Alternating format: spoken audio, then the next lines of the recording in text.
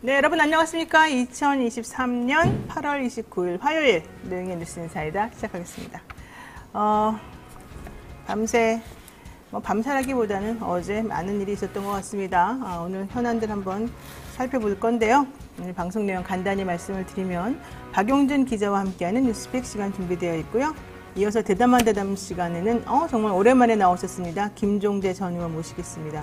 국방 외교 이슈 상당히 많은데 그 중에서 제가 꼭 이거 물어보고 싶어요. 홍범도 장군, 홍범도 잠수함. 도대체 무슨 일이 벌어지고 있는 걸까? 우리가 모르는 이 뭔가 거대한, 뭔가 큰 흐름, 이런 것들은 도대체 어디를 향해서 가고 있는 건지 제가 너무 궁금하고요. 그리고 이제 김종대 전 의원 모셨으니까 김종대 전 의원 특유의 또 국방 이슈, 북한 미사일 관련된 내용 이런 것들 한번 살펴보도록 하겠습니다. 특히 이제 일본하고의 그런 군사보호 협정 관련된 내용이라든가 한미일 간의 관계, 북한 간의 관계 앞으로 어떻게 풀어나가겠다는 건지 얘기도 한번 살펴보죠. 그리고 마지막으로 의사당 1번 출구하는 날입니다. 여러분들 좋아하는 또 젊은 청년 정치인들, 신인기 변호사 그리고 임세은 전 청와대 대변인과 함께 정치 현안 한번 짚어보도록 하겠습니다.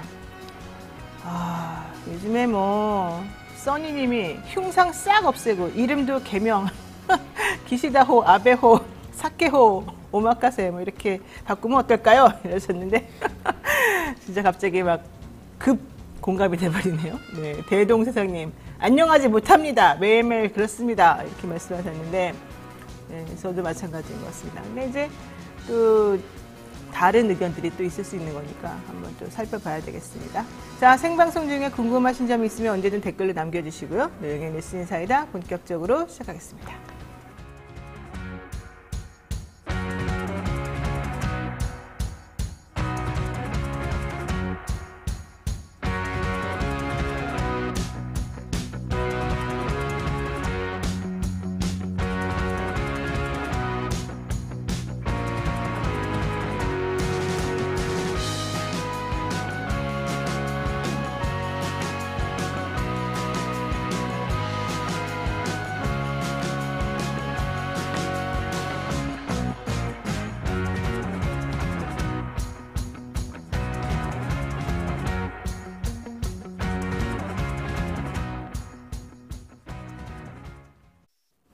네, 바쁜 아침 이것만은 꼭 알아야 된다. 여러분들께 엄선해서 뉴스 전해드리는 그런 시간이죠. 듣기만 해도 이해가 쏙쏙 되는 뉴스픽 시간입니다.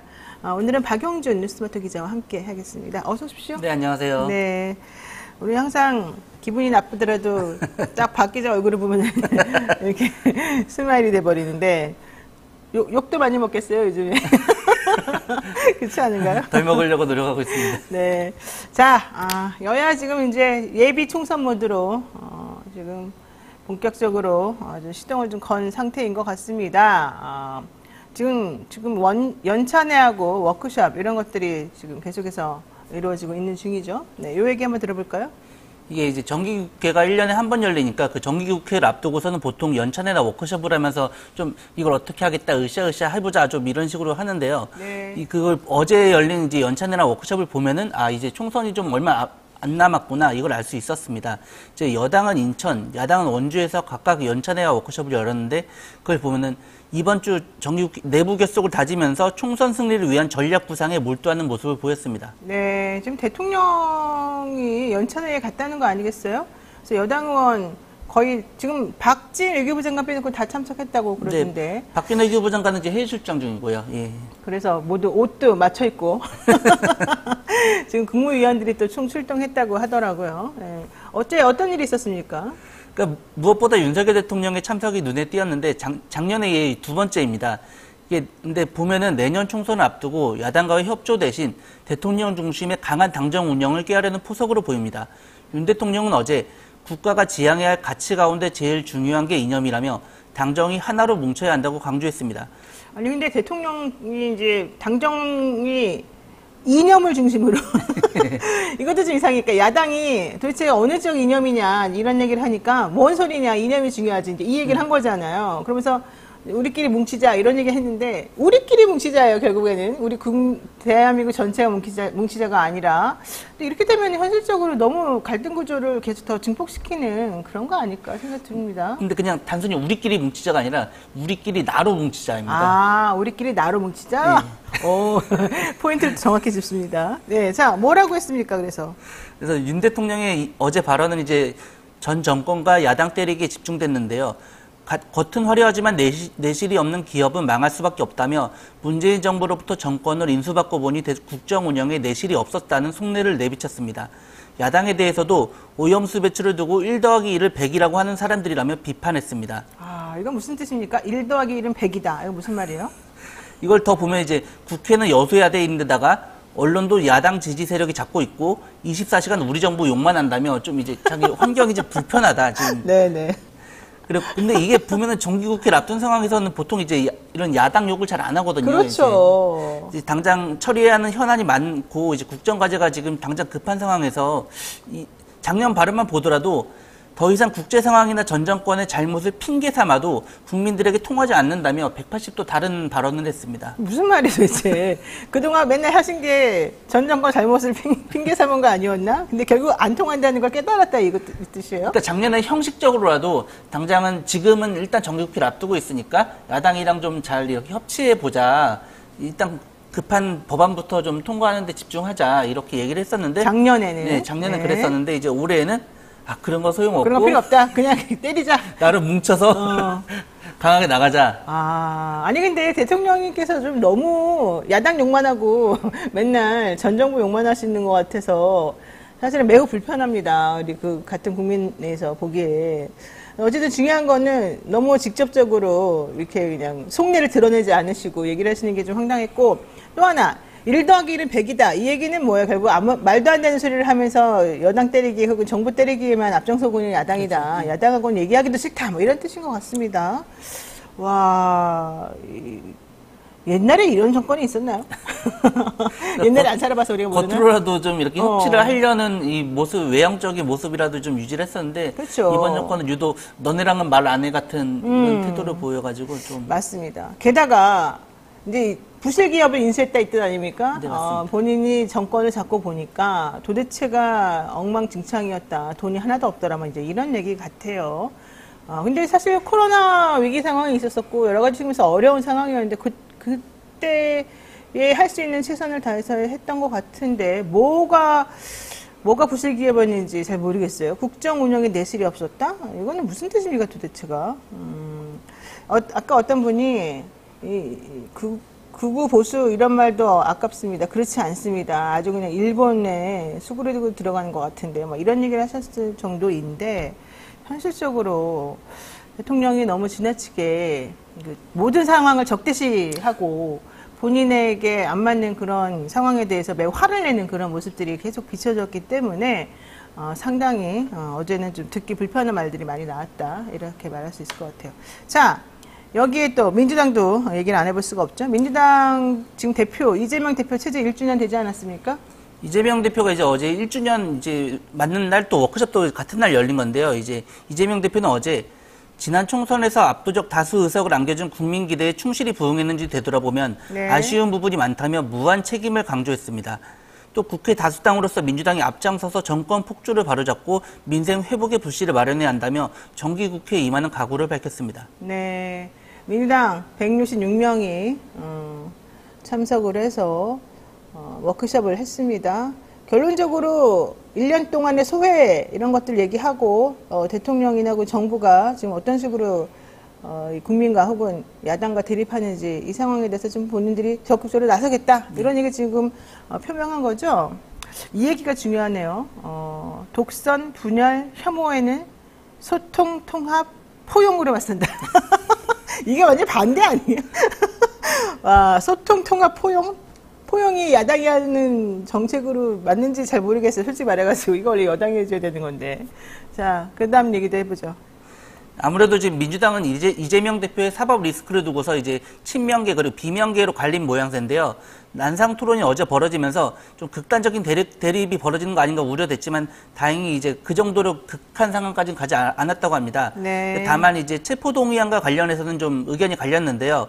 대표적인 비명계인 서른 의원은 심청이가 인당수에 빠져들어 왕비가 됐듯이 본인을 희생해야 한다며 당대표의 거취를 압박했고, 친명계로 분류되는 양경수 의원은 똘똘 뭉쳐서 싸워야 한다며 당론 차원에서 부결해야 한다고 맞섰습니다. 네, 일단 이재명 대표는 기본적으로 책임론을 통감했습니다. 다수 의석을, 압도적 다수 의석을 안겨주었던 국민 기대에 우리는 부응하지 못했으니 죄송하고 미안하다. 무한 책임을 지겠다. 다만 이제 정권 폭주를 더 이상은 그냥 두고 보지 않겠다. 뭐 이런 얘기했던 것 같은데, 역시 우리 또 서른 의원님 비명계의 뭐 좌장급이죠. 솔직히 말해서 심청이 얘기까지 했습니다. 이건 무슨 뜻입니까? 심청이가 아까 죽어야 된다 이런 얘기한 거 아니에요? 결론적으로는 죽어야, 즉 인당수에 빠져들어서 결국 왕비가 됐지 않냐. 그러니까 이재명 대표가 그렇게 희생하고 본인이 그냥 끝까지 극단적으로 한번 밀어붙여 봐야 된다 이런 뜻입니까? 본인이 아예 그런 희생적인 자세를 먼저 보여야 된다. 자기를 희생해라? 네, 자기를 어떻게 희생해라. 희생하라는 거야? 당대표를 그만둬라? 어떻게 해라.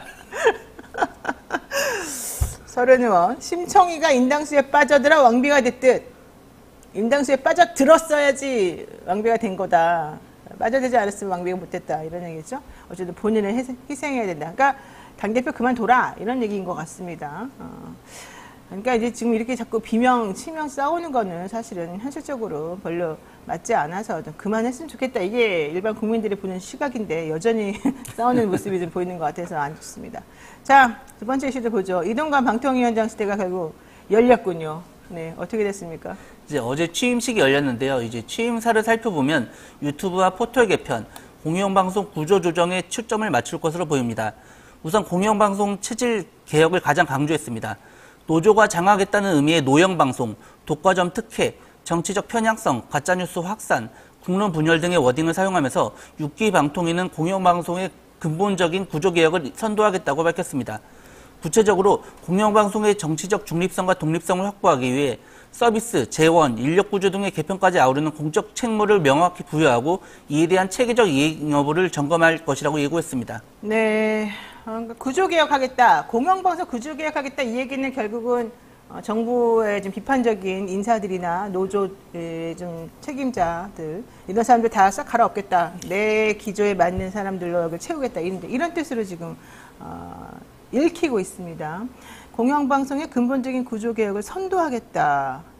서비스, 재원, 인력구조 개편을 하겠다. 이거 되게 속으로 떨고 있는 사람들 많을 것 같은데 자, 어떻게 될지 모르겠어요. 솔직히 말해가지고. 특히 가짜뉴스 얘기도 좀 계속했죠. 이제 어제 인터넷 포털에 대한 사회적 책무도 강조했는데요. 포털과 SNS에서 유통되는 가짜뉴스가 민주주의에 대한 위협 요소라는 주장입니다. 이 위원장은 가짜뉴스의 생산 및 유포는 엄단하고 포털에 대한 뉴스 등 독과점 횡포를 막아 황폐화된 저널리즘 생태계 복원과 소비자의 권리 보장을 추진하겠다고 강조했습니다. 그러니까 정부하고 이 방통위원장의 생각은 뭐 네이버라든가 다음과 같은 그런 포털이 내보내는 이 뉴스 배열 순서라든가 뭐 많이 본 뉴스라든가 이런 것들이 지금 편향돼 있다. 가짜 뉴스로 도배되어 있고 본인들이 원하는 방향의 그런 뉴스는 지금 맨 끝에 나오기 때문에 사람들이 볼 수가 없다. 이거는 조직적으로 뭔가 포털에서 잘못하고 있다. 이런 얘기인 것 같죠. 그러면은 앞으로 무서워할 사람들이 많을 것 같습니다. 자, 어쨌든 이동관 체제가 시작이 되면서 첫 회의도 열렸다는데 무슨 얘기가 있었습니까? 어제 출범 직후부터 이제 회의가 열렸는데요. 네. 임기 첫날 강규영 전 KBS 이사가 EBS 이사로 돌아오고 김성근 전 MBC 방송인프라본부장이 MBC 대주주인 방송문화진흥위원회 이사로 임명됐습니다. 김현 전 방통위원까지 임기가 만료된 가운데 대통령 추천위원 2명만으로 공영방송 이사를 임명한 것은 이례적입니다.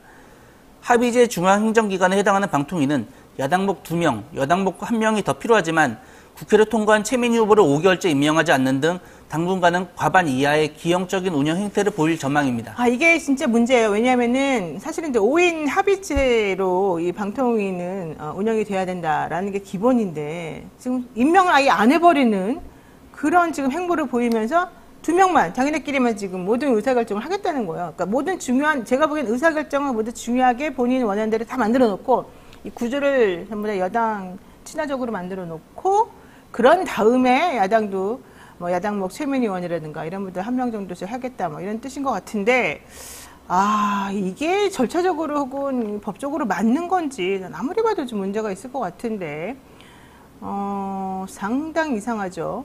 게다가 지금 강규영 EBS 이사 이 얘기도 좀 있죠. 강규영 이사는 네. TV조선 재승인 점수 변경 의혹으로 재판에 넘겨져 해임된 정미정 전 이사의 후임입니다. 앞서 2015년에서 2017년 KBS 이사를 역임했으나 법인카드 부당 사용을 이유로 해임된 바 있습니다. 그러니까 이것 좀 이상하지 않습니까? 법인카드 부당 사용을 했다고 해서 해임이 됐는데 그 사람을 다시 지금 EBS 이사로 불러들인 거잖아요. 그러면서 정미정 전 이사 후임으로 나왔는데 그분은 이제 TV조선 때문에 문제가 됐다고 얘기하고 이 사람도 하자가 있고 이 사람도 하자가 있고 이렇게 되는 건가요? 상관없나요? 어떻게 되는 하자가 거죠? 있는 사람을 하자가 있는 사람으로 갈아치우는 뭐 이런. 그럴까요? 근데 사실 정미정 전 이사가 점수 변경 의혹과 관련해서 정말 무슨 일을 했는지 잘 모르겠어요. 저는. 자, 또 다른 얘기도 한번 해보죠. 김성근 박문진 이사는 어떻게 된 겁니까?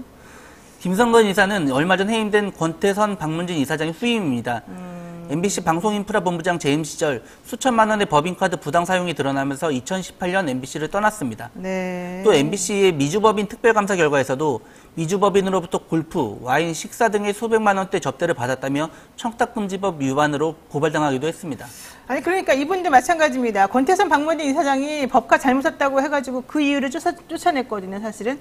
근데 김성근 이사는 마찬가지 아닙니까? 그 이전에 그런 일이 있었다라고 해가지고 지금 쫓겨난 사람이에요. 게다가 김영란법 위반했다는 또 혐의를 받고 뭐 청탁도 받고 골프 와인 식사 대접도 받았다. 근데 그 사람은 또 다시 그 자리에서 이게 좀 상식적으로 안 맞는 말이죠. 만약에 사실 권태선 이사장 같은 경우에는 본인이 진짜로 그렇게 잘못 쓴 게 아니라 그 당시에 직원들 추석 상야 뭐 이런 거 선물 같은 거 주느라고 법과 사용했다는 건데 그런 서명을 받아주지 않으면서 잘못 썼다고 쫓아내더니 그거보다 더 혐의가 좀 있어 보이는 그래서 또 실질적으로 쫓겨났던 사람을 다시 그 자리에 앉혀요. 이거는 아무리 봐도 좀 납득이 안 가서 현실적으로 뭐가 맞는지를 잘 모르겠습니다. 일단 어떤 정책을 펼치든 뭘 하든 간에 일관성이 있어야 되고 사람들이 이해할 수 있는 그런 방향으로 일이 진행이 돼야 될 것 같은데 잘 모르겠네요. 박용진 기자님, 우리는 앞으로 이런 이사 같은 거 하지 맙시다. 네, 여기까지 하겠습니다. 오늘 말씀 고맙습니다. 네, 수고하셨습니다. 네, 생방송 댓글 참여 부탁드리고요. 저는 잠시 후 대담한 대담으로 돌아오겠습니다.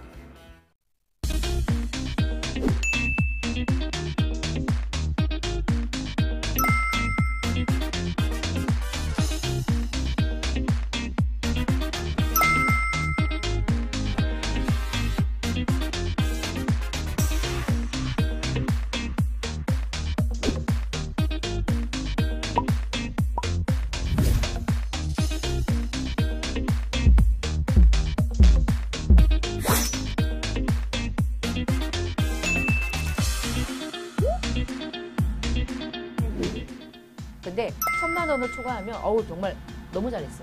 예를 들어 1,500을 들어야 돼.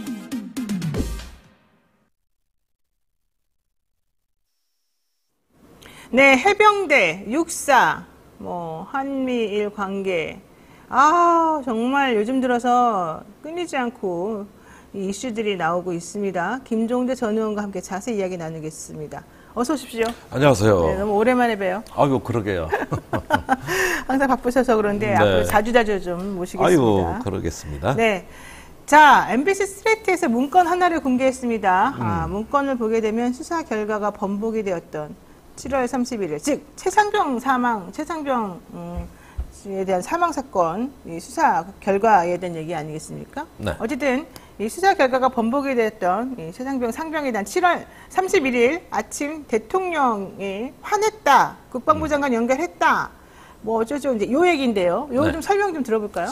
예, 지금 화면에 나오고 있는데요. 네. 전 문건이 이제 한 8월 5일에서 6일경 작성된 겁니다. 그러니까 사건 초기죠. 네. 예, 8월 2일 날 경북경찰청에 이첩한 거를 국방부 검찰이 탈취해 오고 네. 불과 2, 3일 된 얘기고 이때 이제 박정훈 대령이 항명 수괴죄로 그렇죠. 집단 항명 수괴죄였어요. 예, 막 입건되던 시기에 바로 작성이 된 거니까 아마도 기억이 유실되기 전에 서둘러 정리를 했던 것으로 보여지고 이거를 박 대령이 이제 여러 가지 정황을 얘기하니까 군 선배들이 네. 더 어떤 주변 정황도 더 취재하고 해가지고 추후에 변호인 선임에 대비해서 만든 자료라고 보여집니다. 그래서 초안인데 네. 상당히 길어요. 그 사건의 전모가 다 나와 있습니다. 그런데 이 사건에서 우리가 지금까지 최대 의혹으로 가졌던 건 뭐냐면 도대체 어떤 보이지 않는 힘이 7월 30날 국방부 장관이 자기가 결제한 서류를 31일 날 뒤집고서 갑자기 이첩 중단을 지시하게 만들었는가. 이게 국방부 장관은 제가 뭐 그때 확신이 있어서 결제한 것도 아닙니다. 이렇게 많이 얘기하지만 바꾸더라고요. 아무리 봐도 이상하거든요. 예, 누가 봐도 상식적으로 이거는 안 맞아요. 네. 뭔가 배후에 큰 힘이 있는 거 아니냐 이런 합리적 의심이 그간에 있었던 겁니다.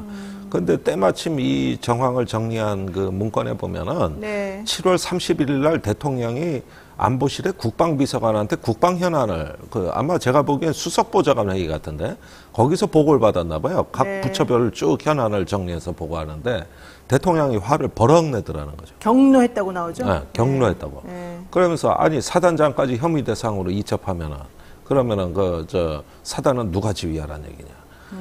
그러고 나서 그날 오후부터 난리가 났어요.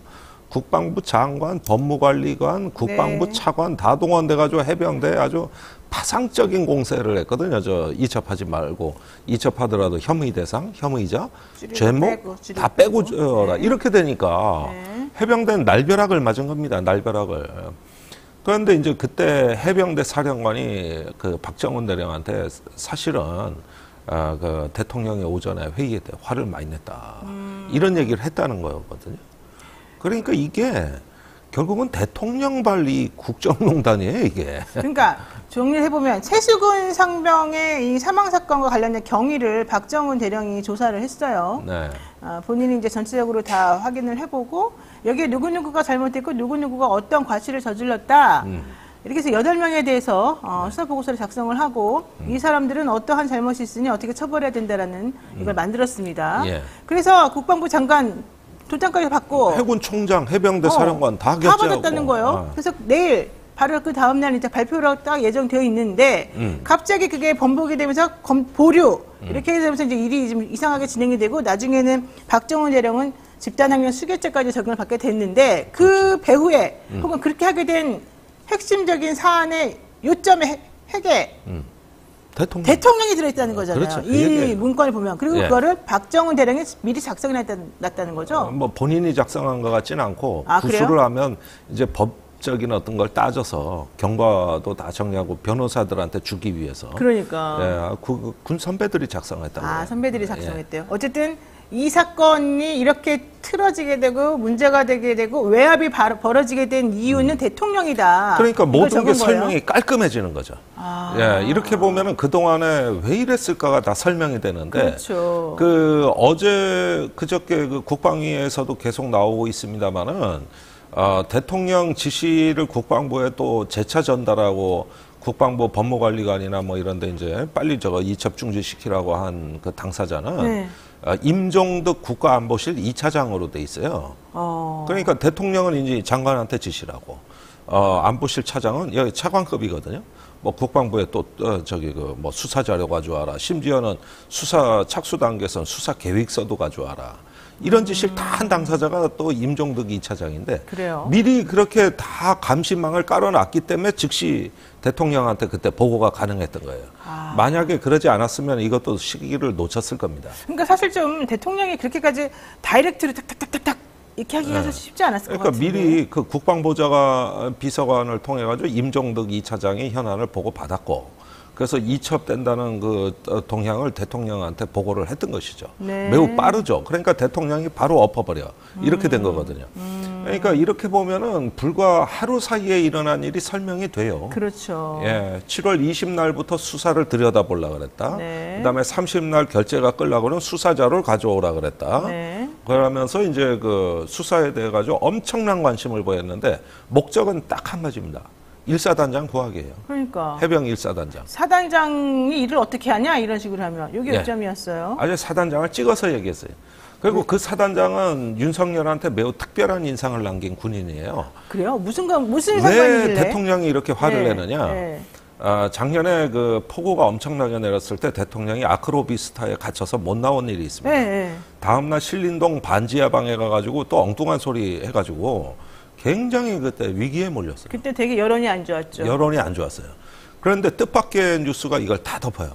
그게 그 해병 1사단이 포항 일원에서 이 해병대 자산에 상륙돌격 장갑차가 있는데 이걸 동원해서 물바다를 헤치고 수해 구조를 하고 피해 복구하는데 대활약을 했다고 언론에 무지무지하게 많이 나와요. 그러니까 지금 그러니까 결국은 대통령이 그거 보고 좋아가지고 포항에 내려갔잖아요. 그러니까 그때 그래가지고 음식점 가서 또 뭐 이런 얘기도 네, 하시고. 그 일사단장 만났잖아요. 아, 그때 해병대에서 돈 얘기가 일사단장이 대통령을 구했다는 말까지 나왔어요. 그래요? 예, 그 정도였어요. 임성근 일사단장. 일사단장. 예, 그래 그 사단장이 그때 사단장이 지금 사단장이에요. 그랬는데 올해 또 비가 온 거야. 아, 근데 이번엔 경북 예천이네. 네. 여기는 강이고 경류가 있어요. 그러면은 포항이야 이렇게 넓은 데고 바다를 끼고 있으니까 장갑차가 가는 게 말이 되는데 산골짜기에 작은 강에 뭐하러 장갑차가 갑니까? 그렇죠. 예. 근데 이번에 장갑차를 또 보내면서 그걸 언론에 다 내보낸 거예요. 언론에서 엄청나게 기사를 또 써줘. 그러니까 최수근 상병이 사망하기 전날인 7월 18일에 네. 그 장병들이 물속에 들어간 거 장갑차 사진 이런 거 신문 스크랩을 링크를 달아가지고 카톡으로 사단장한테 보고하니까 바로 댓글이 달리잖아요.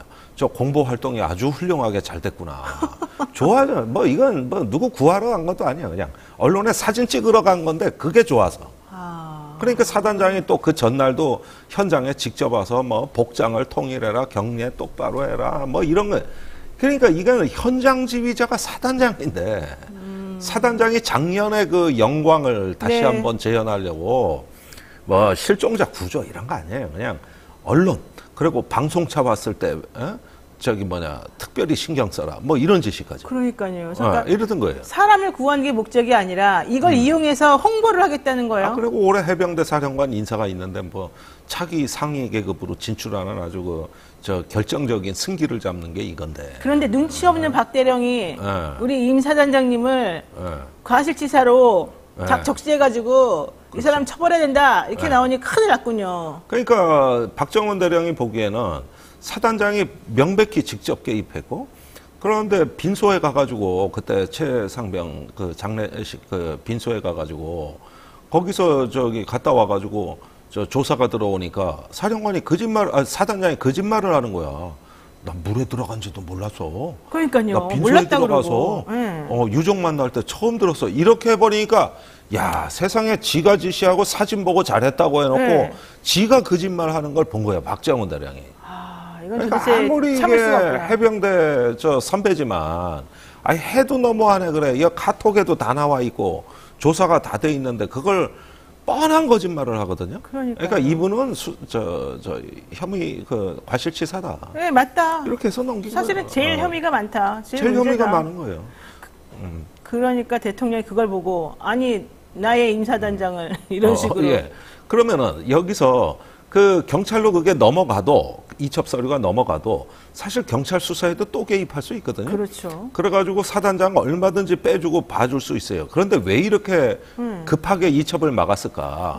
그거는 죄목이 명시돼서 경찰로 서류가 넘어가는 순간 1사단장은 정상적 지위가 불가능하기 때문에 보직 해임을 해야 됩니다. 그걸 막으려던 거지. 그래가지고 그 장관이 결재할 때도 이미 그 박정원 대령의 수사 이첩 서류에 결재까지 다 해놓고 이거 내가 최초로 폭로하는 건데 지금 그 저기 15분간 저 다 나가 있으라 그러고 해병대 사령관하고 국방장관하고 별도 이야기를 해요. 그래요? 예, 그때 서서 얘기했다는 거거든요. 네. 그때 해병대 사령관이 보고한 게 보직 해임 시키고 후임자는 누구로 하겠습니다. 하고 그런 얘기까지 다음 나왔는데 후보자 사단장 직무대리까지 보고했어요. 국방장관은 다 그렇게 오케이 해놓고. 그러니까 그렇게 하라 그런 거예요. 네. 거기까지 해놓은 거예요. 그러니까 다음 사단장 그 직무대리까지 정해놓고 보직해임한다 그러니까 문제는 뭐냐면 대통령실은 보직해임 그걸 막으려고 했던 거죠. 보직해임된 군생활 끝이거든요. 저 수사와 관계없이. 네. 네. 그래서 군은 저기 불명예스럽게 보직해임다면 사령관은 못 가요. 그러니까 그걸 막으려던 거죠. 보직해임을 막으려고. 보직해임을 막으려고. 사단장의 보직해임을 막아준 거야, 대통령이. 그렇죠. 그래가지고 후임자까지 다 정해놓은 걸 뒤집은 거죠. 어머나. 이 사건의 진상은 이겁니다. 그러니까 우선 첫 번째 박정훈이 눈치가 없었고 두 번째 국방부 장관이 좀 이상하게 일처리를 했다고 보겠네요, 위에서는. 그러니까 지금 용산에선 국방부가 괘씸한 거예요. 아니 이 정도 대통령이 지시해서 그렇게 일처리를 했으면 장관이 지금쯤 나서서 제가 그때 결재 잘못했습니다. 오히려 정리를 해줘야지. 이거는 저 사단장은 죄가 없습니다. 이렇게 나가야 되는데 막상 국방위가 열리니까 제가 그때 확신이 없이 결재를 했어요. 또 뭐 법무관리관은 뭐 전환했는데 압력은 아니었어요. 그래서 지가 살려고 지금 국방부 수뇌부가 이러니까 용산은 더 화가 나는 거죠. 제 얘기가 아마 제가 분명히 예측을 하는데 이번 가을 겨울에 개각 때 국방부 장관 100% 잘립니다. 100%. 그래서 지금 흉상 가지고도 이렇게 과잉충성하는 거예요. 아 이것도 그런 것이지 그래. 저기 뭐냐 누가 보더라도 이건 상부의 압력으로 육사의 흉상을 제거하는 건데 국방부 장관이 이것도 우물쭈물 아니 공산주의자 저 흉상 철거하는 게 왜 잘못됐습니다. 그러니까 이렇게 나가야 되는데. 근데 말을 좀 조금 애매하게 하죠. 애매하게 그분의 독립영웅은 인정하되 뭐 있고 그래. 국방위에서 흐리멍텅하게 답변하니 지금 용산이 엄청나게 열받았나 봐요. 그래서 또 압력을 넣은 거 아니에요. 그러니까 어제 국방부가 부랴부랴 1,800자에 달하는 입장문을 새로 냈거든요. 네. 여기에 홍범도 장군의 좌익 경력이 깨알같이 적혀 있어. 그러니까 뒤늦게 이제 역사 전쟁에 국회 가서는 제대로 답변 못하고 뒤늦게 뛰어든 거거든요, 이게. 그 얘기 항상 제가 이렇게 되는 거예요. 좀 이따 여쭤보도록 하고 일단 이 사단장 얘기와 우리 박정훈 대령 얘기 잠깐만 정리하고 갑시다. 지금 해병대 결과적으로는 이 사단장 빼라는 지시를 멍청하게 이건 멍청하단 말은 제 그냥 수사입니다. 그냥 잘 못 알아듣고 지시를 못 지켰어요. 그러니까 결과적으로 항명죄가 된 거예요. 그리고 막 그 당시에 있었던 사람들 전화하고 막 했는데 전화도 안 받았어? 너네들 같이 집단 항명이야. 이렇게 된 겁니다. 그렇습니다. 맞아요? 항명죄가? 근데 그런 경우에 사용하는 거라요? 항명죄가? 아니, 그러니까 이런 걸 최대치로 해석해도 지시불이행은 다툼의 여지가 있다고 봐요. 지시불이행. 그런데 항명은 지시불이행은 소극적으로 지시를 이행 안 한 건데 항명은 지시에 정면으로 반해서 그렇죠. 적극적으로 저항했다. 적극적으로 이게 반기를 항명인데 들고. 예. 이게 전시에는 사형까지 갈 수 있고요. 네. 그다음에 평시에도 불구속 수사가 없어요. 그래가지고 군 검찰은 박정훈 대령 구속 작전까지 다 짜놨어요. 어머나. 그랬는데 그래서 첫날 수사 거부를 한 거거든요. 그때 국방부 검찰단에 가서 진술하던 중에 해병대 사령관이 자기는 지시했는데 박 단장이 항명을 했다. 이 입장을 발표하게 하고 그걸 근거로 해서 박정훈 대령을 구속시키려고 했던 거죠. 세상에. 그랬는데 결과적으로는 그렇게까지는 못 갔고 왜냐하면 여론도 너무 안 좋고 사실관계가 명백하니까. 거기에다가 수사 거부한다 그러면서 이걸 갖다 피해가는 법적 대응을 했고 그렇죠. 해병대 사령관이 또 말을 안 듣는 거예요. 그러니까 엊그제도 국방이 나와서 해병대 사령관이 맞습니다. 나 청와대 안보실 차장 전화 받았습니다. 수사계획서 내놔라 이런 거 전화 받았습니다. 그러니까 국방부 장관이 옆에서 듣고 있다 새파랗게 질리는 거예요. 조작해 주시기 왜 저래? 아니 그때 이렇게 된 거예요. 처음에 문자로 압력을 행사했던 그분은 차관은 네. 나 그런 적 없다 또 이랬다가 아니 또 발 빼고 법무관리관 유재홍 법무관리관도 지가 압력 넣어놓고 지가 하고 그래서 어제 큰 사건이 벌어졌는데 국방부 검찰단 수사에서 네. 그 외압을 받은 녹음 파일을 검사 앞에서 재생하겠다고 어제 첫 소환이거든요. 그러니까 녹음을 해놨던 거예요. 야 대단하다. 박 대령이. 그래가지고 녹음 파일을 까고 이거 녹취를 이거 재생 버튼을 눌렀어. 자 들어보셔. 딱 누르니까 검사가 잠깐 중단. 재생하지 마. 안 돼 이거. 이거 재생하는 순간 이제 막을 방법이 이제 없죠. 뭐 진술에도 들어가야 되고 그렇죠, 이러니까. 그렇죠. 그러니까 황급히 바꿔가지고 어제 결국은 그 녹음 파일 재생을 안 하고. 그랬는데 재생하겠다 들어봐라. 그랬는데 안 돼. 야, 대단하다. 하지 마. 이렇게 된 거 어제 국방부 검찰단에서. 박 대령이 진짜 대단한 분이네요. 진짜 치밀하네요. 이 사건에서 용산의 최대 실책은 박 대령을 잘못 봤다. 시킨 거야. 내가 보기에 박정훈 대령한테 그 조사하라고 시킨 게 제일 잘못이네요. 아니 근데 그때도 합법적으로 이렇게 해서 그 수사권을 조사하고 국방부가 가져가고 합법적으로 그럼 하십시오. 제가 그러면 다 승복하겠습니다. 이렇게까지 했는데 이런 합법적인 절차를 안 거치고 그냥 찍어 누르는데 박 대령을 잘못 본 거죠. 그러니까 박 대령이 나 모든 걸 공개해야 된다 생각하고 KBS 나간 거 아닙니까? 그렇습니다. 그러니까 사실은 그 정도 나갔으면 정말 완벽하게 혼내줘야 되는 건데 여론이 무서워서 혼내지도 못하고 견책 그냥 방송 왜 나갔어? 이러면서 견책 하나 해주고 그런 거죠. 그러니까 그리고 압력 넣은 사람들 다 도망갔어요. 그러니까요. 다 도망가고 비리비리하고 영혼 없는 국방부 장관이 이거 수습하려니까 무슨 똥매랑 강아지 맨키로 낑낑거리가죠. 그러니까 영산에서 보면은 이런 더 열받고 지금. 그러니까 일 처리를 못하는 거죠. 아니 이거요. 앞으로 일주일 안에 모든 진실 다 밝혀집니다. 저 녹취 파일도 있겠다. 네. 거기에다가 이제 대통령 안보실에서 전화한 거 이제 다 나오겠다. 이거 시간 문제입니다. 혹시 녹취록 갖고 계신 거 아니에요? 그건 아니고.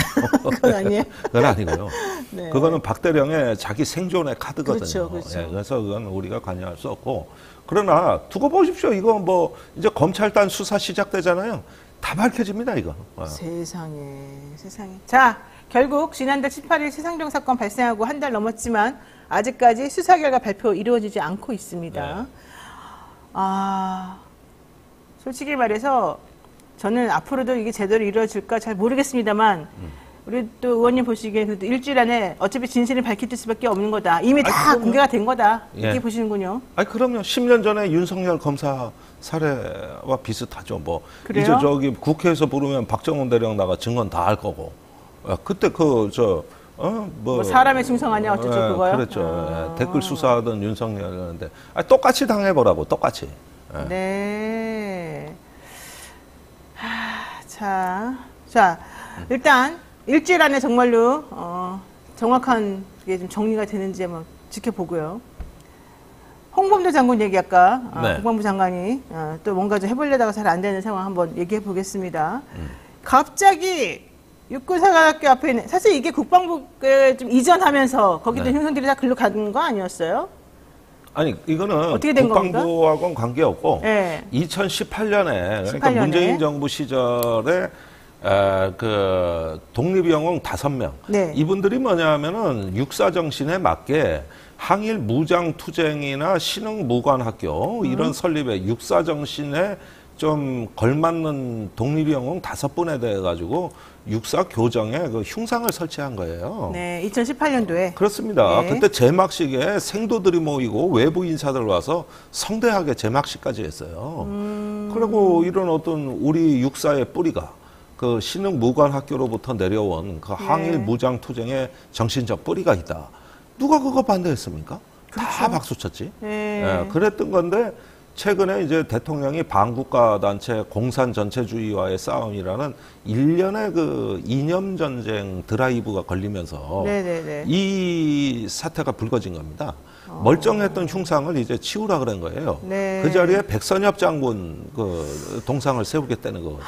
그또 이제 거기서 또 부인하더만요.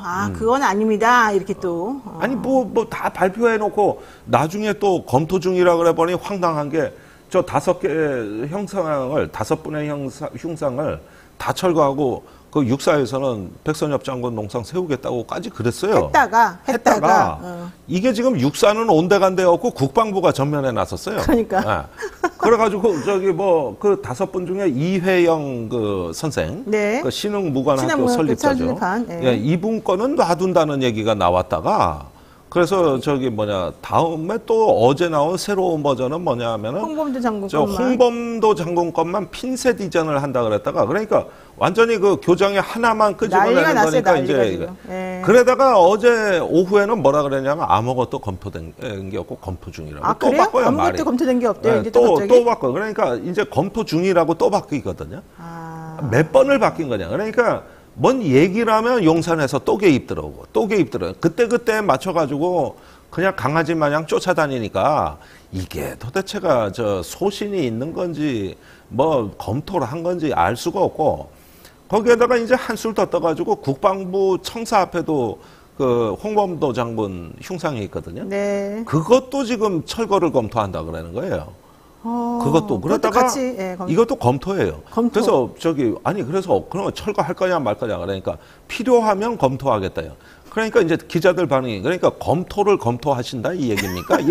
그러니까 말을 못해 대변인이. 검토를 검토한다. 그게 예. 그러니까 그러면 해군에 1,800톤급 잠수함에 홍범도 함이 있어요. 네. 그건 어떻게 할 거냐 그러니까 그것도 필요하면 검토 이러니까 해군 공보장교가 옆에 서 있다가 이제는 못 참겠거든. 그래가지고 공보실장이 그랬죠. 딱 나서가지고 분명히 말씀드립니다. 해군은 그거 검토할 계획이 없고 바꾸는 거 검토할 계획도 없습니다. 딱 잘라 얘기하니까 둘이 말이 달라.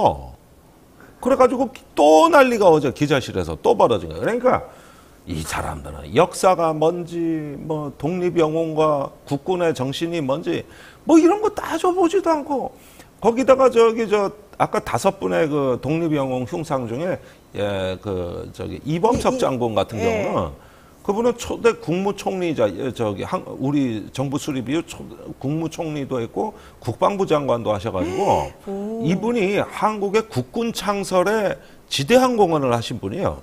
그러니까 국군 창설의 그 주역까지 없애는 걸로 처음에 했다가 이제 판이 이상해진 거죠. 아니 그렇죠. 사실 사람들이 그러니까 이 사람들이 건국, 독립, 뭐 정부 수립 이런 데 기여는 이거 싹 빼고 이제는 항일, 독립운동한 그 자체를 지우려고 했던 거예요. 그러니까요. 독립운동 싫다는 거예요.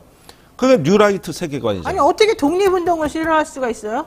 아니 뉴라이트에 의하면은 안중근, 윤봉길은 테러리스트고 그다음에 일본이 그 수탈해 간 건 수탈이 아니라 우리가 수출한 거고 강제징용이나 위안부 문제는 그거는 산업 정상적인 어떤 거 노동력 제공이자 임금 받고 한 거고 네. 성매매고 이렇게 얘기하시는 분들이에요 이분들이.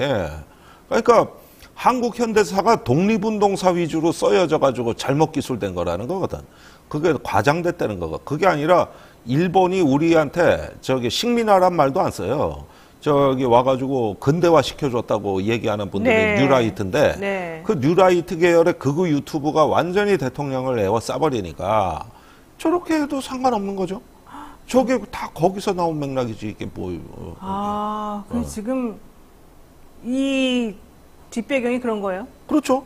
그래서 독립운동 역사 자체가 못마땅한 겁니다. 그게 아니라 그건 지역적으로 빼고 무슨 독립운동으로 나라가 독립했냐. 미국이 일본을 패망시켜 독립한 거지. 그렇게 얘기하는 분들이 돼. 와. 어느 나라 사람인지 잘 모르겠네요. 일본 사람들이에요. 그래서 지금 우리 육군사관학교가 네. 한국군이 지금 일본 자위대 이중대가 되게 생겼습니다. 지금 이런 식으로 나가. 우리나라 육군사관학교가 네. 일본 자위대 이중대요? 그러니까요. 그렇게 되게 생긴 거지. 그래, 우리 군이 이렇게 정체성을 잃어버리면 그건 뭐 하는데 써먹는 군대입니까? 그게? 아니, 그러니까 요즘 갑자기 백선엽 장군에 대해서 이상하게 뭔가 이렇게 옛날하고 다른 평가를 막 계속해서 고의적으로 하는 거 플러스 신원식 의원, 네. 홍범도 장군은 소련 군인이다. 문재인 정부에서 소련의 지원을 받은 6.25 전쟁을 지우려고 한다. 뭐 이런 얘기하면서 지금 이해하기 어려운 발언들을 막 쏟아내고 있단 말이죠. 아니 그때는 저기 연해주 블라디보스톡에서 항일 무장 투쟁을 하려니까 소련과 협력을 해야 됐고. 그리고 그때 좀 도와달라 우리나라 독립을 위해서 예, 그렇게 한 거 그때가 아니에요? 1920년대입니다. 그러니까 예. 볼셰비키 혁명이라는 게 1917년이거든요. 그러면은 그때 볼셰비키가 뭔지 뭐 소련 공산주의가 뭔지 그냥 신생 국가가 출현한 거예요. 신생 국가가 출현해서 네. 그 레닌하고 스탈린을 만난 거예요. 그런데 거기에 간 이유가 저 독립운동 도와달라. 네, 도와달라고 한 거잖아요. 이렇게 네. 해가지고 그러면 소련 공산당하고 거기서 협력해가지고 하지 그러면 그때 소련이 또 연합군 그렇죠. 쪽에 속해 네. 있었고 네. 그러면은 뭐 미국이 소련하고 같이 싸우는데 그러면 같은 편이라는데 그렇죠. 예. 그러니까 이때는 뭐 어떤 북한 정권 수립 또 뭐 이런 어떤 거 뭐 6.25 남침 이런 거 상상도 못할 때고 또 뭐 자유민주주의 시장 경제가 독립운동이라 그러는데 그때 자유경제가 뭔지 자유민주주의가 뭔지 시장 경제가 뭔지 이런 얘기를 연해주에 그 우리 동포들 고려인들한테 얘기했다 그러면 무슨 귀신 씨나라 까먹는 소리야. 나라도 독립 안 해가지고 지금 나라 잃고 이 서름을 겪는데 아니. 무슨 소리? 뭐 이랬을 거 아니야 이게. 윤석열 정부 때 사실은 박정희 대통령 때도 그렇고 문재인 대통령 때도 그렇고 서원이 2번 됐잖아요. 이분에 네. 대해서. 윤석열 정부 때도 호적을 만들어줬어요. 가족관계 증명서고 네, 이분이 1946년도에 돌아가셨잖아요. 네. 멀리서. 우리나라에 그게 없으니까. 그리고 유해를 원래 모셔오려다가 계속해서 이제 실패하고 막 그랬잖아요. 예. 이제 그러다 어쨌든 간에 윤석열 정부 들어와가지고 다 정리를 해준 거예요. 근데 지금 그 모든 것까지 전부 다 지금 다 뒤집어 엎고 아니다라고 지금 얘기를 하면서. 그러니까 자기 모순에 빠지는 거예요. 그러니까 모순적이라는 거죠. 그런데 원래 이거는 이런 건 중요하지 않아요. 대통령은 어떻게든 지금 공산 전체주의와의 이념의 판으로 이 나라를 갈라치게 하는 게 목적이기 때문에 아니 왜 그런 이게 목적을 가지죠? 왜 그런 목적을 가져야 돼요? 대통령이? 왜 그러냐? 네. 우선은 신념화되어 있어요. 자기의 세계에 갇혀 있기 때문이고 그래서 도덕적 이원론이에요. 성과 악의 투쟁으로 세상을 봐요. 그다음에 두 번째는 뭐냐 하면은 네네. 우선 이렇게 해서 손해볼 게 없어요. 본인은. 그리고 총선 전략으로 2030을 땡기는 전략이에요, 이게. 네. 전에는 젠더 갈라치기로 선거에서 재미를 봤거든. 네네. 이번엔 이념 갈라치기인데 사실 그 우리가 북한, 중국, 러시아 편들자 그러면 젊은 사람들은 싫어하겠지. 그렇죠. 그러니까 네. 북한, 중국, 러시아하고 잘 지내자는 놈들은 그놈들 편이야. 이렇게 이제 나라를 갈라치게 하면 네. 내년 총선에서 수도권의 2030한테는 이게 반향이 있지 않을까? 이런 어떤 부분도 갈라치기에서 내가 대선 때 재미 이미 봤잖아. 네. 특히 2040 남성들. 근데 거기에 구미에 딱 맞는 이슈가 뭐냐고.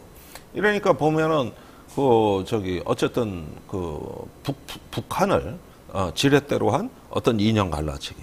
이거 매우 좋은 전략이거든. 중요한 게 공적을 만들어놔야 돼.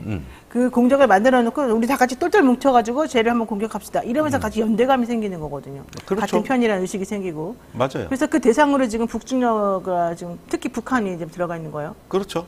그리고 뭐 중국에 대한 나쁜 기사 계속 혐오 기사 네, 나갈 네, 거고. 네. 이게 다 같은 맥락이고 이렇게 되는 겁니다. 그러니까 이걸로 자기 정치를 한다는 게 뭐냐면 이 정권의 생존 전략이라고 봐야 되겠어요. 하나의 생존 전략이자 또 어떤 자기 몸부림이고 네. 추구 찾기입니다. 사실 국정 지지율이 항상 30%대에다가 뭐 개혁이 뭐 노동개혁, 교육개혁 뭐 하나 연금개혁 제대로 된 게 있습니까? 네. 그러니까 성과는 안 나오지 경제는 추락하지 국민들한테 욕만 먹지 이런 상태에서 총선은 다가오지 이러니까 어떻게 하겠어요? 결국은 몸부림을 치는 거죠. 몸부림을. 그게 자기 생존 전략을 이기게 구사하는데 그 출구가 바로 이념 논쟁이었던 거죠. 자, 그러면서 한미일 동맹 관계를 확실히 하고 북중러는 적대시하는 정책으로 지금 계속 가고 있는데 이렇게 되면 결과적으로 우리만 손해나는 거 아니에요? 아니 그러니까 네. 이념에 골병 드는 거예요. 우리 골병 드는 겁니다.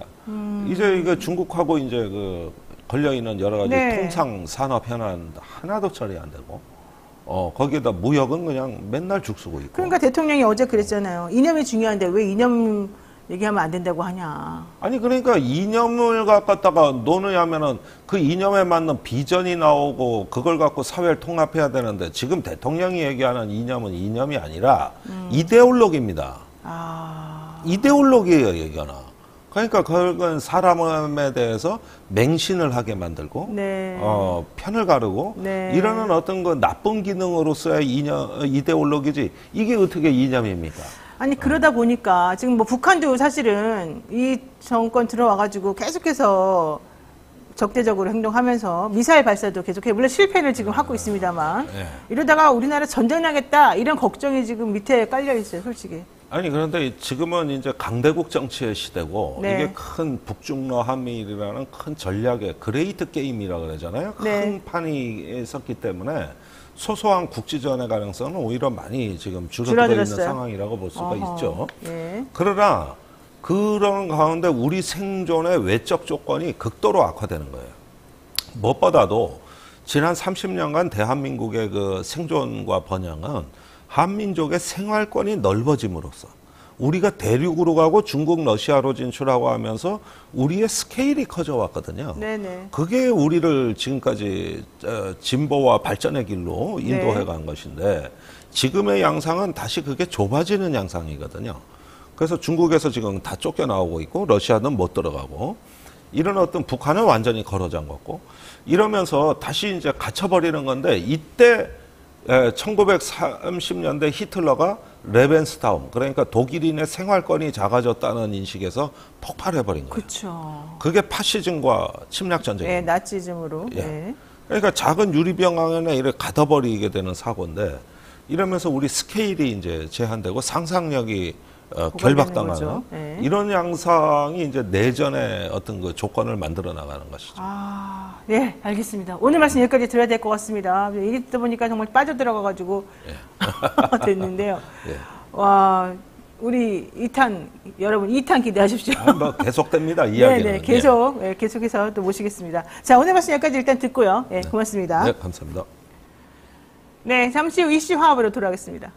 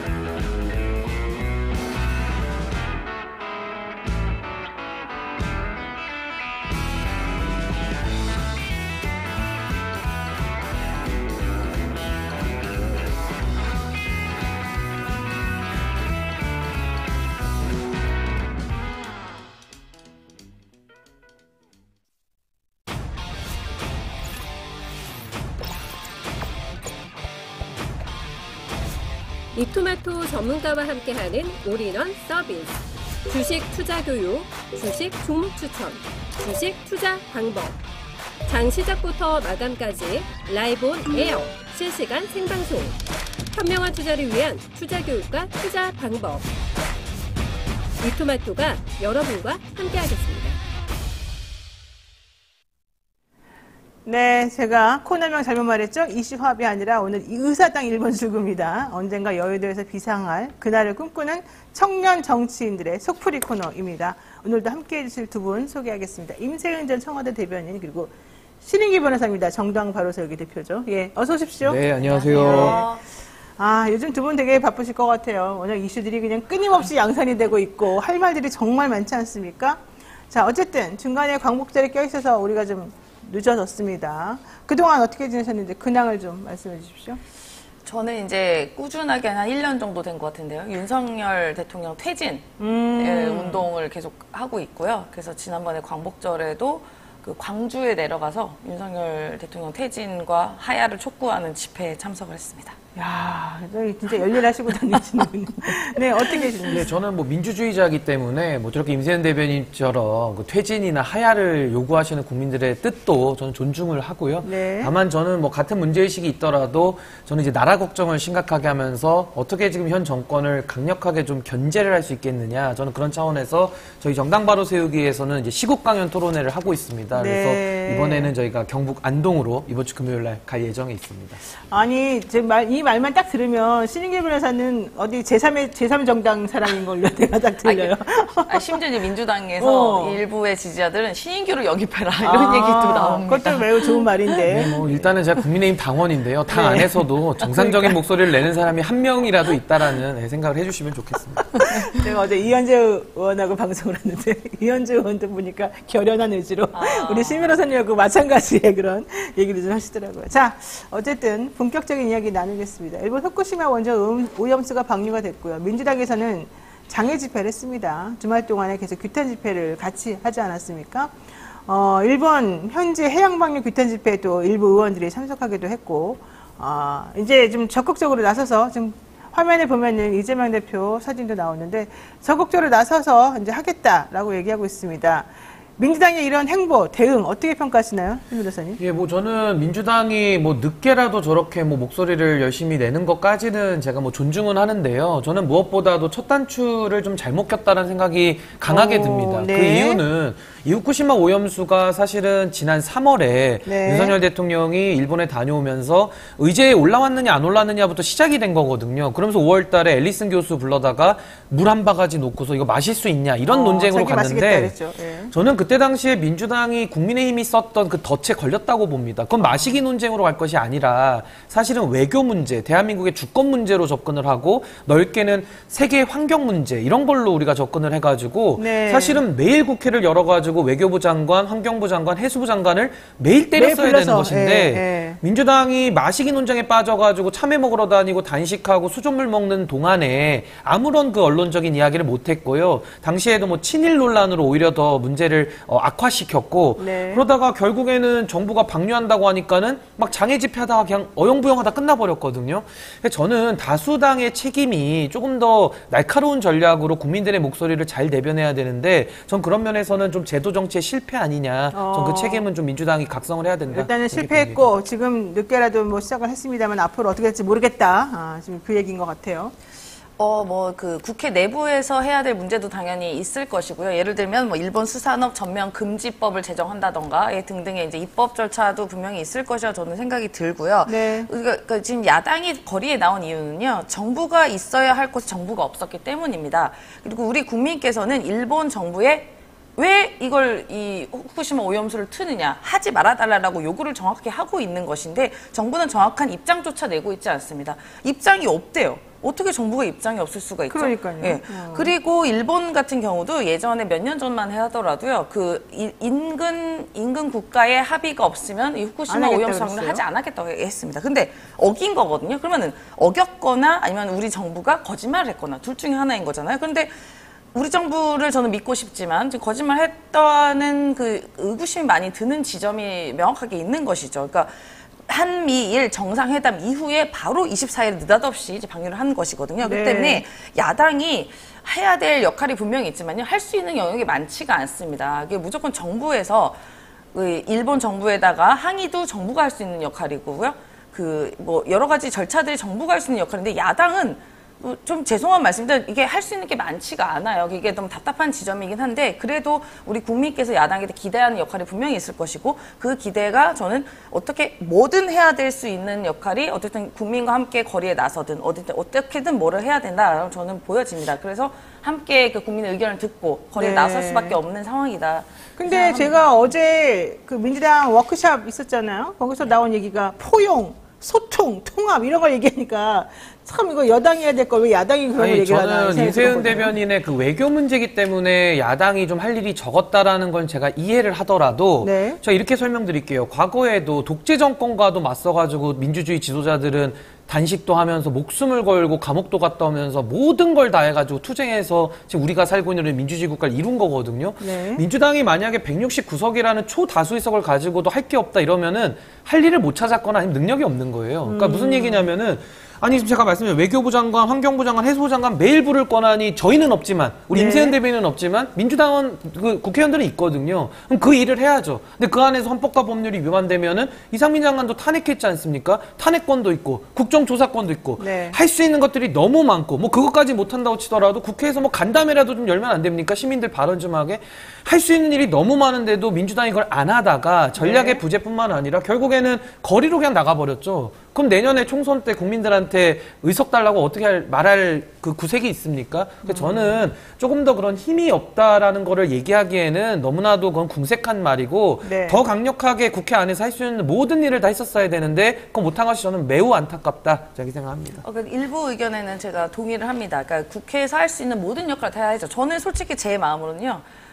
지금 한동훈 장관이든 이상민 장관 다 그냥 탄핵 다 했으면 좋겠어요. 직무 정지시키게. 네. 진짜로. 네. 근데 이제 뭐 이른바 역풍이니 뭐 때문에 이제 뭐 다수 당이다 보니까 조심하는 영역이 분명히 있는 건 사실인 것 같고요. 그러다 보니 여러 가지 막히는 지점은 있는 건 맞습니다. 저도 답답한 지점이 있는데 그럼에도 불구하고 국민의 의견을 듣고 국민과 함께 거리로 나가 싸우는 것 자체로도 저는 큰 의미가 있다고 보는 게요. 네. 예전에 박근혜 정부 시절에서도 박근혜 대표 시절에서도 그 당시 이제 노무현 대통령 때도 그 천막 당사를 만들 만큼 이제 거리로 나서서 이제 국민의 의견을 들었습니다. 저는 그런 의미에서라도 오히려 거리에서도 주말에 나와서 국민의 의견을 청취하고 함께하는 것 자체만으로도 공감대를 얻을 수 있다. 저는 뭐 나쁘지 않다고 생각합니다. 마지막 하나만 힌트를 드리면은 저는 민주당도 힘이 없는 게 아니라 힘을 못 쓰는 겁니다. 그 이유는 이재명 대표가 결국에는 국민들의 신뢰를 못 얻고 있으면 그 목소리가 안 모이거든요. 그러니까 전 그런 면에서는 민주당도 좀 내부의 강도 높은 쇄신들을 통해 가지고 그런 목소리의 신뢰와 권위를 실리는 역할들을 좀 더 깊이 고민해야 된다. 저는 그렇게 생각합니다. 자, 오염수 방류에 대해서 대통령 별다른 입장은 내놓지 않습니다만 구내식당의 메뉴는 수산물류 전부 다 뒤엎어버렸죠. 회도 주고 뭐도 주고 일주일간 매일 청사 구내식당 점심 메뉴를 우리 수산물 제공한다. 근데 사실 이게 무슨 의미가 있는지 솔직히 잘 모르겠습니다.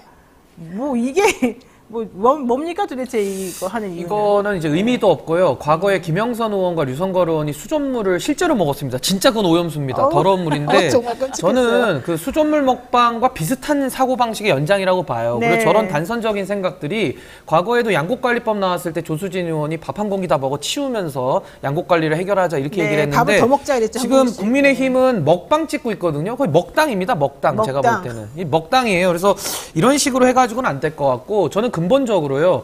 후쿠시마 오염수를 일본이 민폐짓으로 뿌렸기 때문에 지금 모든 문제가 나옵니다. 그러니까 만악의 근원이 지금 거기에 있거든요. 네. 근데 거기 만악의 근원에 대해서는 아무런 생각이 없고 오히려 네. 자신들이 갖고 있던 입장까지도 바꿔버리면서 뻔뻔하게 지금 나오고 있는데 이제 와서 구내식당 가가지고 그 수산물 먹으면 뭐합니까? 그게 안전을 담보합니까? 그러니까요. 엉뚱한 짓 하고 있거든요. 예를 들어 충치가 생겨가지고 이빨이 썩는데 이가 썩는데 양치를 잘하거나 사탕을 끊어야 될 거 아닙니까? 네. 근데 양치는 계속 안 해요. 그리고 매일 사탕 먹고 잡니다. 그러면서 뭐 맨날 뭐 틀니 알아보러 다니고 뭐 딴 거 알아보러 임플란트 알아보러 다니면은 그게 되겠냐고요. 네, 그러니까 일단은 네. 양치를 제대로 하고 초콜릿을 네. 끊는 게 맞는데 네. 지금 완전히 엉뚱한 방법으로 가고 있다. 잘못된 겁니다. 그러니까 솔직히 말해가지고 구내식당에서 지금 먹는 그 수산물은 다 옛날에 다 사가지고 유통이 되고 있던 거고 이번에 후쿠시마 방류하고는 상관도 없는 것이고 결과적으로 하고 싶은 거는 우리나라 수산물을 조금 더 많이 팔아서 좀 어민들에게 걱정을 덜어주게 하고 이쪽 국민들의 좀 두려움을 좀 반감시키자 이런 얘기인 것 같은데 사실 뭐 그러한 거하고는 이 근본적인 문제 해결하고는 완전히 다른 거잖아요. 그러니까 본질을 어디다 두고, 그러니까 소위 이런 거예요. 어쩌라고. 그래서 어쩌라고 그 수산물 일주일, 그것도 일주일밖에 일주일 안 먹어서 됩니다. 끝내요? 일주일밖에 안 돼요. 그리고 뭐 저도 예전에 청와대 있었을 때 그 구내식당을 많이 이용했었지만요, 굉장히 잘 나오고 굉장히 가격이 저렴합니다. 그러니까요. 3,000원인가? 네, 4,000원인가? 3,000원이래요. 예, 뭐 이랬던 것 같은데요. 그러니까 그 가격이 도저히 맞출 수가 없을 거예요. 아마 이제 이 수산물을 계속 하다 보면요. 그럼 어떻게 이건 또 어떻게 그래서 맞추는 거예요? 이걸 뭐 어떻게 먹어치우자는 맨날 이렇게 먹어서 없애는지 모르겠어요. 여기 정부는요. 맨날 뭐 참외도 먹어서 없애, 뭐 아까 말씀하신 밥도 먹어서 없애. 이제 뭐 예를 들어 이런 얘기까지 나오죠. 조롱처럼 집가 떨어진 아파트도 먹어서 없앴냐. 그런 얘기까지 나올 정도로 이렇게 네. 맨날 먹어서 배 터지게 생겼어요, 이 정부는요. 네. 근데 그러니까 본질은 뭐냐? 후쿠시마 오염수를 우리 정부에서 주권을 갖고 있는 국가라면 이걸 반대를 하거나 뭔가 의미를 얘기를 해야 되는 것인데 왜 자꾸 아무 얘기도 하지 않고 입장도 없는데 지지도 하지 않고 반대도 하지 않으면서 이것도 구내식당이다 이거 점심에 내놓으라. 그거 뭐 어쩌자는 건지 모르겠어요. 그러면은 그리고 또 웃긴 게요. 그 우리나라 수산물이 이렇게 위험에 처하자 급식에다가 또 넣는다는 얘기가 나옵니다. 군대에서도 또 급식에다가 직장인 급식에 직장 급식 넣고 다 뿌리겠다는 거예요. 그냥 급식에 타서 아이들 엄마들 난리 나니까 이제 직장 급식이 나오는데 직장인들은 뭐 죄인입니까? 뭐 먹기 싫은 거 왜 먹어야 되는지 모르겠어요. 그러니까 이런 식의 행정과 이런 식의 시스템으로는 국정 운영에 너무 빈약한 철학을 보여주는 거다 저는 보여지고요.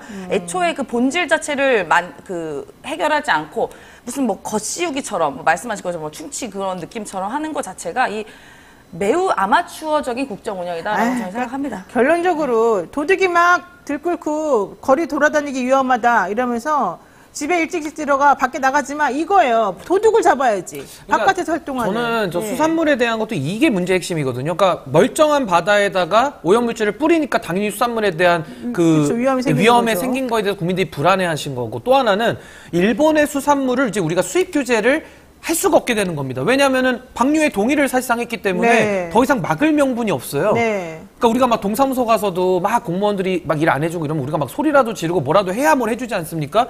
뭐라도 요구를 해야 일본에다가 우리가 씨알이 먹히는데 그냥 낼름 동의를 해줬기 때문에 그러니까 왜 앞으로 수산물 수입 규제에 대해서는 우리가 할 말이 없어진 겁니다. 그럼 그때 가서는 국민들은 어이가 없어지는 거죠. 그래서 미연에 빨리 막아라. 네. 그리고 뿌리더라도 안전장치를 확실하게 담보해오라. 이 두 가지를 요구한 건데 정부가 그걸 아예 안 했죠. 그러니까 이런 부분에 대해서는 저는 대통령의 외교권이고 여러 가지 그 잘못한 부분들에 대해서는 저는 국회가 따끔하게 지적하고 견제를 해야 된다. 저는 이렇게 봅니다. 자, 다음 주제 얘기해 보겠습니다. 뭐 이 얘기를 안 할 수가 없어요. 지금 홍범도 장군 흉상 철거 방침을 두고 사실은 왔다 갔다 지금 국방부도 난리가 났고 정부도 이상한 것 같은데 여당 내에서도 이거 도대체 왜 이런 일을 하는지 모르겠다라고 해요.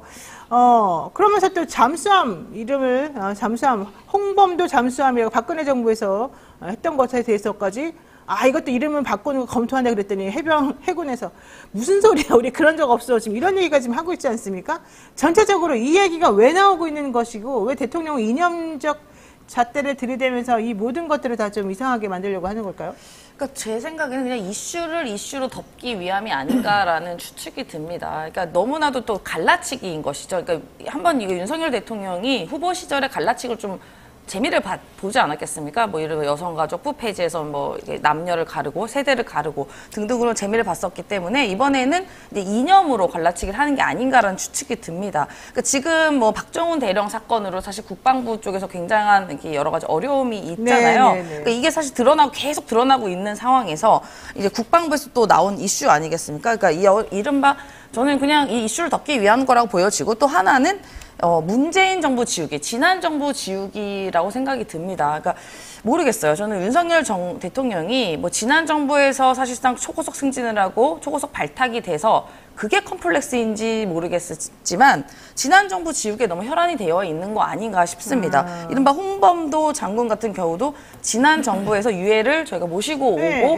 그때 이제 이른바 우리가 국뽕이 차올랐다라고 할 만큼의 이제 여러 가지 뭐 이른바 그 보수에서도 지지를 받았던 사건들이 이었는데 지금 사실 다 따지고 보면 홍범도 장군 흉상을 치우기 위한 방법이로밖에 해석이 안 됩니다. 왜냐하면 나머지 이회영 우리 분이라던가 안 한다는 거예요. 김자진 장군 등등은 또 안 한대요. 그러니까 결국은 홍범도 장군 요거 하나 딱 빼내기 위해서 여러 가지 나머지 이제 물타기였던 거 보여지는데요. 그게 저는 지난 정부의 컴플렉스가 발현이 된 거라고밖에 생각이 안 됩니다. 근데 이제 문제는 이 흉상 철거, 특히 홍범도 장군에 대한 철거 얘기를 하면서 국방부 장관이 그분에 대한 논란이 옛날부터 있었었다 이런 주장을 하는데 그 주장의 근본은 정광훈 목사나 김문수 이사장인가 위원장인가 그분이 옛날부터 홍범도는 공산당이었다 이 얘기하고 사실 맥락이 다 있거든요. 이거는 왜 이러는 겁니까? 이제 뭐 극우 유튜버들이나 저런 과도한 저런 극단적 생각을 가진 분들의 영향력이 지금 국정 운영에 많이 반영되고 있다 이런 취지인 것 같은데요. 예. 저는 우선은 근본적으로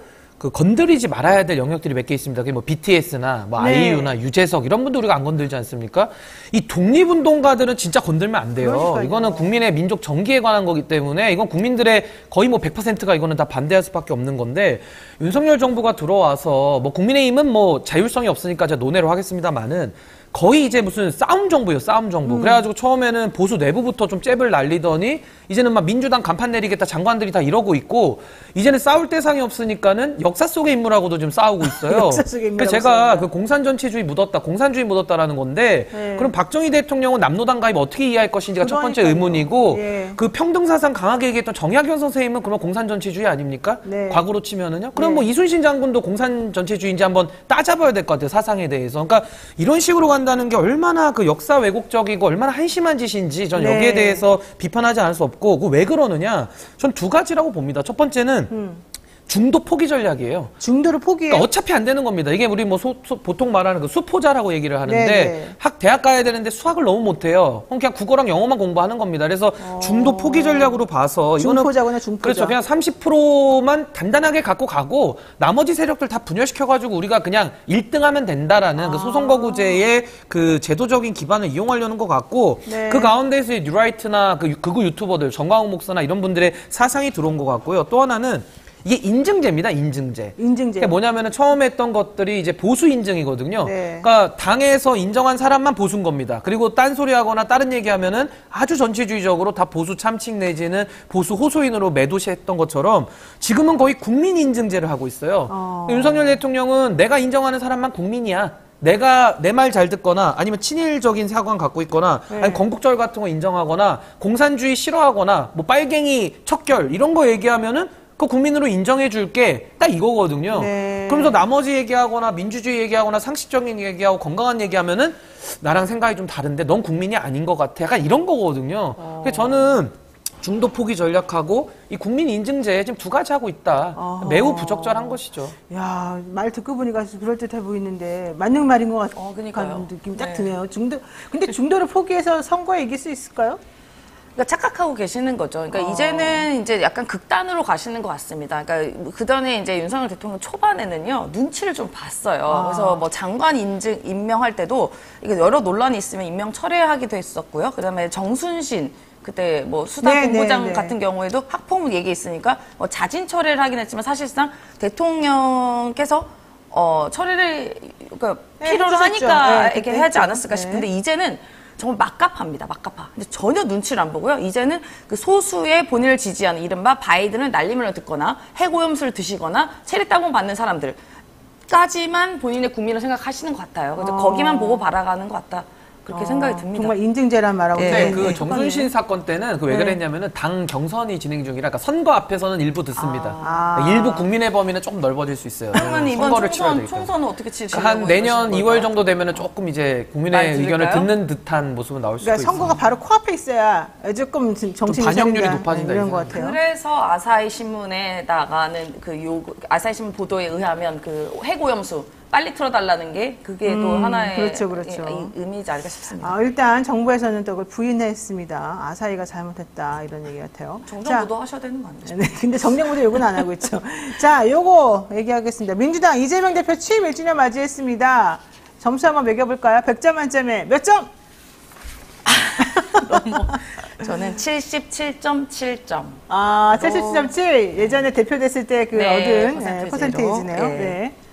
근데 저는 뭐 100점 만점이라고 평가 자체가 뭐 의미가 있나 전 싶어요. 솔직히 저로 치면은 뭐 우리 소송에서도 각하 이런 거 있듯이 저는 이재명 대표는 대표 자리에 올라간 것이 본인도 참 고통이지만은 아마 지지자들도 매우 이게 참 난처할 것이고 국가적으로도 이게 정치 사망으로 가는 데 일조했기 때문에 왜요? 왜냐면은 제가 이제 정치에서 가장 중요한 게 두 가지입니다. 윤석열 정부한테 우리가 비판하는 거랑 똑같은데요. 첫 번째가 책임 정치죠. 책임을 져야 되는 거죠. 네. 더 큰 권한 가진 사람이 더 큰 네. 책임을 지는 게 첫 번째고 네. 두 번째가 민주주의 원리 아닙니까? 그래서 민주적 정당성을 가지고 우리가 하는 거고 전 두 가지가 다 존중받아야 된다 생각하는데 이재명 대표는 기존의 정치문법을 깨버렸어요. 마치 우리가 윤석열 대통령한테 기존 정치문법을 완전히 박살낸다라고 비판하듯이 이재명 대표도 그걸 같이 깼죠. 그게 뭐냐면은 대선에서 졌는데 안타깝게 지니까 이분이 물러나질 않는 거예요. 그래서 또 이제 지선까지 지휘를 했는데 또 졌습니다.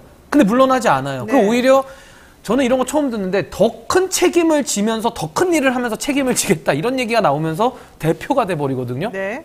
그러니까 지금 1년 동안 민주당이 고전하고 있고 여러 가지 지금 그 야당으로서의 권위에 지금 국민들의 힘이 실리지 않는 이유는 전 이 책임 정치 실종에 있다. 근데 그걸 이재명 대표가 근원적으로 해결을 하지 않는 이상은 네. 김은경 혁신위원장 100명 세워도 이건 해결할 수가 없다. 전 근본의 문제라고 봅니다. 지금 아주 신랄하게 비판하고 있습니다.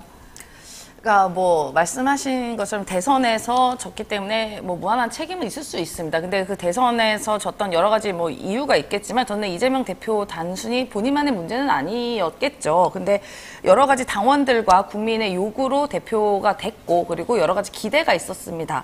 근데 그 기대에 여러 가지 충족을 못한 면은 있어요. 그 부분 저는 뭐 비판의 지점이 있다고 생각이 듭니다. 왜냐하면은 그 정부 여당을 제대로 견제하지 못했다. 왜 이렇게 힘 없는 야당으로 못을 보여주냐라는 비판은 있었겠지만 그건 저는 이재명 대표 한 명의 문제는 아니라고 봐요. 여러 가지 그 170명의 의석을 제대로 활용하지 못하는 뭐 민주당 전체의 문제일 수도 있는데 근데 네. 그 문제는 뭐냐면 당대표 되기도 전부터 뭐 여러 가지 뭐 사법 리스크니 뭐 이런 것 이야기로 계속 당대표를 흔들었던 것도 저는 문제의 시발점이라고 봅니다. 네. 그렇기 때문에 대표가 딱 컨트롤하고 쥐고 이렇게 뭔가 영향력이나 힘을 발휘하지 못하게끔 당내에 여러 가지 복합적인 문제도 있었던 것도 저는 하나의 영향이라고 보고 이제라도 이제 이 야당이 야당의 매운맛을 좀 보여줘야 될 따라고 보여집니다. 그리고 아마도 이제 이재명 대표도 1년이 됐고 지금 정부 여당 그리고 대통령이 너무나도 무자비하게 대통령 권한을 행사하고 있기 때문에 이제는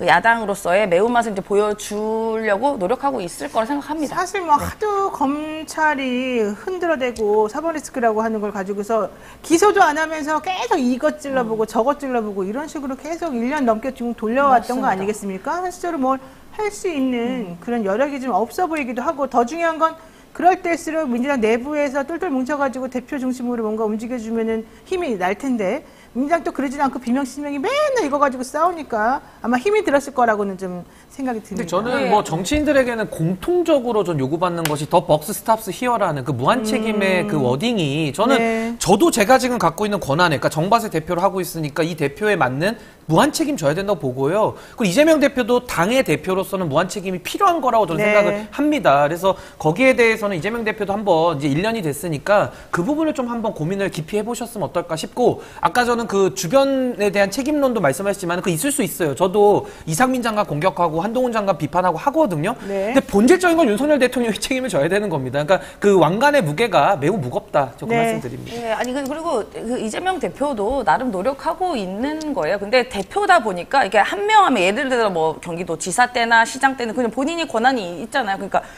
내가 컨트롤할 수 있는데 한 명 하면 의원의 그 무게가 헌법 기관이다 보니까 어떻게 할 수가 없는 영역이 있어요. 그러니까 이재명 대표도 답답한 지점이 분명히 있을 것이고요. 그래서 지금은 잘 통합하고 잘 나아갈 거라고 저는 믿고 있습니다. 네, 자 국민의힘 어제 연찬회 했었습니다. 대통령 여기 가셔가지고 우리 잘해보자 먼저 이런 얘기를 하신 걸로 보이는데 대통령이 일단 연찬회 참석한 거 괜찮은 건지 또 어제 연찬회에서 분위기라든가 앞으로 어떻게 하겠다는 건지 수도권 위기는 없다 이런 얘기하는 사람들도 있고 있다 이런 사람들도 있고 국민의힘 내부에서도 좀 서로 이렇게 보는 시각이 다른 것 같습니다. 우선은 저는 어제 연찬했다는 거 그냥 사진으로만 봤고요. 영상도 왔는데 안 봤습니다. 뭐 봐봐야 무슨 얘기할지 뻔히 저는 그냥 저보고 대본 쓰라면 다 쓸 수 있기 때문에 안 봤고요. 1+1은 100이다 이런 애들하고는 안 놀겠다. 뭐 이런 별로 얘기도 그냥 있었어요. 뭐 의미 부여하고 싶지 않은 얘기들이 나온 것 같고 네네. 결국에는 어제 연찬회에서 뭐 했겠습니까? 대통령 각하 만세 아마 했을 것이고 또 하나는 정신 승리하지 않았겠습니까? 이대로 가도 이기는 것이고 언론만 바로잡고 국민들만 교화되면 네. 우리는 제대로 간다 뭐 이런 굉장히 오만한 그 인식들이 어제 나왔을 것이기 때문에 저는 뭐 매우 민심과 동떨어진 이야기들만 어제 하면서 그냥 꿍꿍짝짝 하는 거죠. 자기들끼리 끼리끼리 그냥 좋아하는 건데 네. 이런 연찬회가 무슨 의미가 있나 싶기도 하고 또 대통령께서는 어제 연찬회 가지 않았습니까? 전 매우 부적절했다고 생각합니다. 네. 결국에는 대통령이 당의 대표가 아니잖아요. 네. 당의 대표는 말 그대로 의전서에도 7인가 8인가 그래요. 대통령은 대한민국의 대표자입니다. 그렇죠. 국가 원수입니다. 그렇죠. 근데 연찬회 가가지고 박수 받고 일부 기분이 좋을 수는 있는데 마치 대통령이 선문시장 가가지고 가서 막 박수 받고 오면 기분 좋지 않습니까? 매일 대구만 가는 거예요. 그럼 대구의 대통령, 대구지사, 대구시장이지. 어떻게 대통령입니까? 네. 당에 가서 박수 받고 오고 그게 좋으면 당대표지 어떻게 대통령입니까? 네. 저는 매우 부적절했다고 봅니다. 네. 자, 임 대변인한테 이거 잠깐만 여쭤보고 오늘 정리해야 될 것 같습니다. 지금 시간이 너무 많이 됐는데, 지금 올드보이 귀환론이 지금 계속 여기저기 나오고 있어요. 물론, 국민의힘에서도, 얘기되고 있습니다만은, 정치권에 사람이 그렇게 없냐, 이런 얘기도 좀 나오고요. 그러니까 이게 좀 안타까운 지점이죠. 그러니까 이른바 지금 사실 초선의 비율이 굉장히 높습니다. 민주당에서도 마찬가지고요. 그러면 우리가 기대하는 역할들이 있지 않겠습니까? 야당에 대한 기대하는 역할들을 제대로 충족하지 못하고 있기 때문에 이런 올드보이들이 이제 귀환되는 것이라고 보여지고요.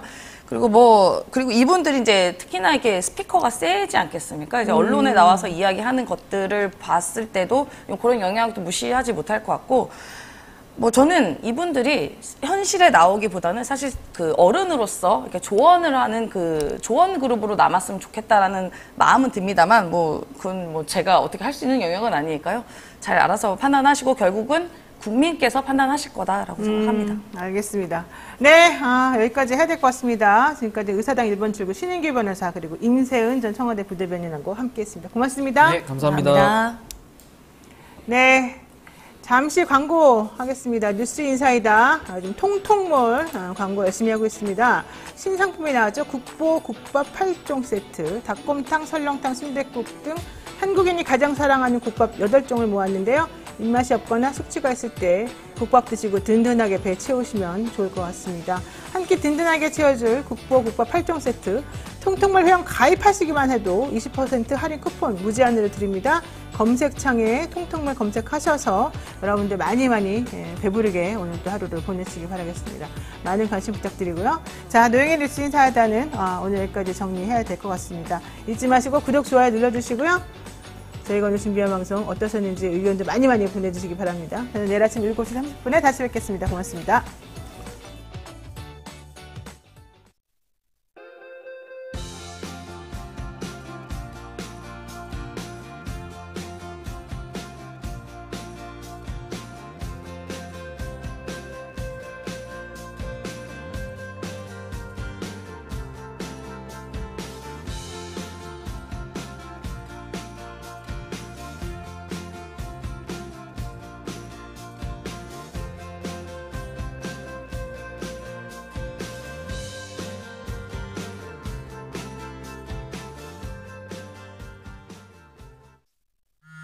형사 벌칙 대상 행위 금융위는 여보세요? 발견된 맨날 똑같지. 형사 벌칙 시간 없어. 대상이 되는 행위 보아야 함. 나 시험 한 달밖에 안 형사 남았어. 규정 4조고요. 수정명령 문제는 또 언제 형사 푸냐. 규정 제27조입니다. 응. 지금 먹으려고.